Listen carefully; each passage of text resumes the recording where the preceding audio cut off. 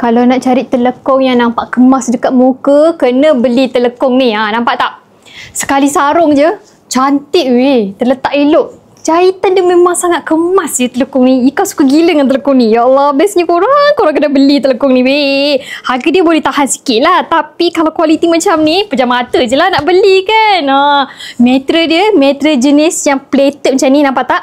Dia punya memeri dia tu memang selesa. Tak tebal sangat lah orang kata. So selesa nak pakai, tak panas. Korang beli telekung ni siap dapat dengan posh bag dia sekali tau. Posh bag dia pun comel. Saiz dia kecil sederhana je. Yang ni kain dia pula. Untuk kain telekung, pinggang dia jenis getah macam ni, fully getah, tapi jahitan dia kan memang tebal dan kemas tau. Pilihan colour pun ada banyak untuk telekung selesa ni korang. Ya Allah, memang berbaloi sangat kalau beli. Yang ni korang tak perlu risau, dia memang jenis eyeless, owning dia jenis melekat macam ni. So bila pakai tu rambut tak mudah terkeluar. Ini kata kalau korang tak pakai nak tudung pun selesa je. Labuh telekung ni pun memang helok tau korang. Ini orang tinggi 165 cm ke atas pun boleh pakai. So kalau korang nak cari telekung baru, nak ganti telekung lama kat rumah tu kan, boleh try lah beli telekung ni. Yang ni memang selesa pakai.